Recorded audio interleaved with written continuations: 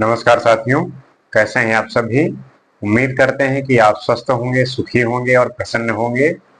जैसा कि हम ये जानते हैं, समझते हैं कि किसी भी देश का विकास तभी हो सकता है जब वहाँ की वुमेन का जो रिप्रेजेंटेशन है वो मेन के इक्वल हो। और ये हमारा दायित्व बनता है, एक पुरुष होने का जो दायित्व है वो ये है कि हमें वुमेन को जो है आगे लाके उन्हें जो है रिप्रेजेंट कराना है, कंट्री को रिप्रेजेंट करना है। क्योंकि किसी देश का जो संपूर्ण प्रोग्रेस है, संपूर्ण विकास है, जब तक हम वुमेन को इनकरेज नहीं करेंगे, जब तक उनको अपॉर्चुनिटी नहीं प्रोवाइड करेंगे किसी भी डिपार्टमेंट में, तब तक इस देश का अच्छे से विकास और वुमेन के लिए जो राइट्स हैं, वुमेन के जो रिप्रेजेंटेशन है वो हर जगह इक्वल हो, इस बात पे हमें ध्यान देने की जरूरत है। तो जैसा कि आपको पता है कि सुप्रीम कोर्ट में टोटल 34 जज होते हैं और उसमें से इस समय मात्र एक वुमेन जज है, वो बीवी नागरत्ना जी हैं। अब आप ये अंदाजा लगाइए कि जो सुप्रीम कोर्ट है उसमें 34 जज है और उसमें से मात्र एक वुमेन है, नागरत्ना जी। अब आपको अगर मैं इसका फैक्ट बताऊं तो आप ये जान के हैरान हो जाएंगे कि आज तक 1950 से, जब से सुप्रीम कोर्ट का ये चीजें स्टार्ट हुई हैं, सुप्रीम कोर्ट में जज काम स्टार्ट किए हैं, तब तक आज तक 287 जो है सुप्रीम कोर्ट जज जो है रह चुके हैं। उनमें से मात्र 11 वुमेन रही हैं, मात्र 11। ये 3.8% है। अब आप इससे समझ सकते हैं कि हमारे यहाँ पे सुप्रीम कोर्ट में वुमेन जज का जो पार्टिसिपेशन रेट है वो कितना लो है। और इसके लिए हमें जो है ये ध्यान देने की बात है। सबसे मेन बात होती है, हमारे यहाँ पे जो सुप्रीम कोर्ट में अपॉइंटमेंट होता है वो कॉलेजियम के थ्रू होता है, कि जो चीफ जस्टिस ऑफ इंडिया है और जो सीनियर मोस्ट जज होते हैं वो आपस में मिल के जो है ये डिसाइड करते हैं कि कौन सुप्रीम कोर्ट में जज होगा।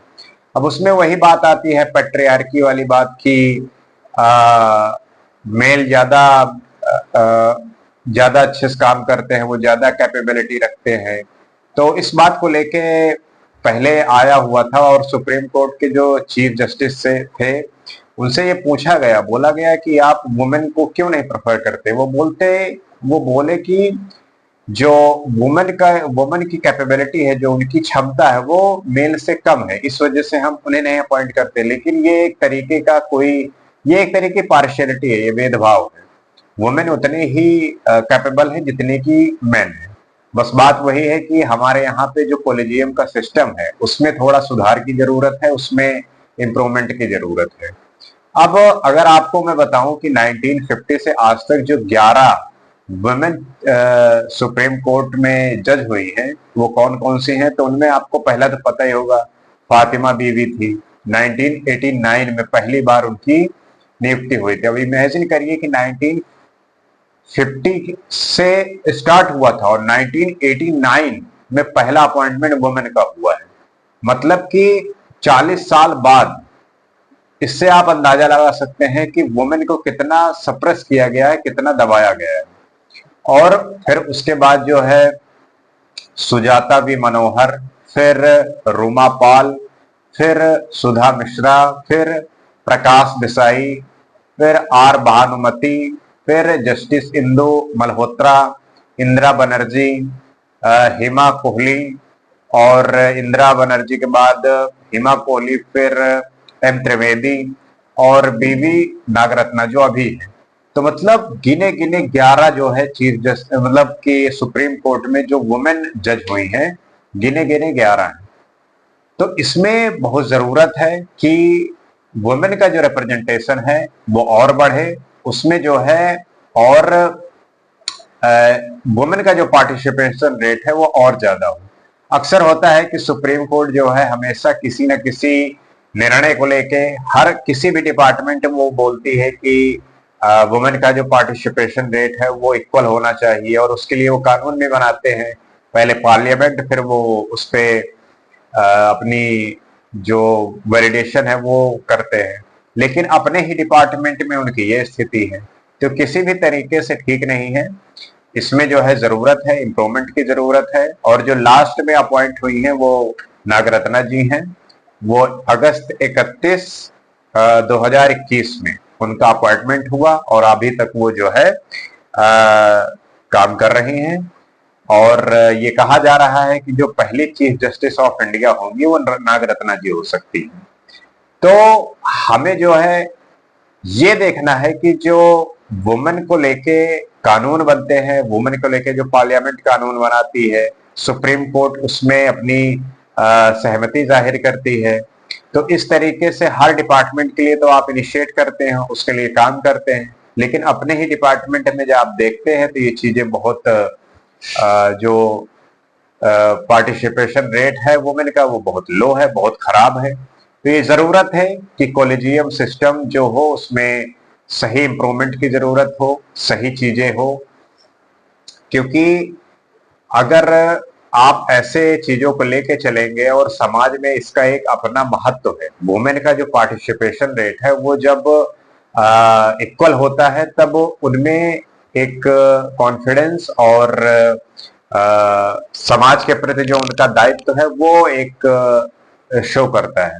क्योंकि हमने पहले से ही इन सब चीजों को काफी दबाया है, काफी सप्रेस किया है। तो अब उसकी जरूरत है, जो पास्ट में हो गया, जो पहले हो गया उसे हमें लीव करना है।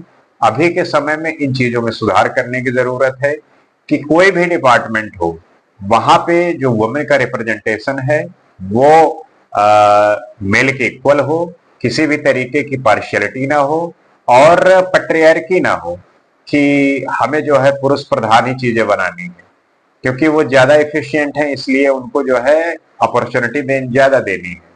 ऐसी कोई बात नहीं है, जितने मेन कैपेबल हैं उतने ही वुमेन कैपेबल होती हैं किसी भी काम को करने के लिए। फिजिकली थोड़ा मेल से वो वीक होती है, इसलिए कुछ डिपार्टमेंट ऐसे हैं जहां पे हाँ ये ठीक है कि मेल को वहां पे प्राथमिकता दी जाए या उनको जो है प्रेफरेंस दी जाए। लेकिन ज्यादातर फील्ड ऐसे हैं जहां पे आपको मानसिक क्षमता की, बुद्धि की जरूरत होती है, वहां पे मेल के इक्वल राइट होना चाहिए।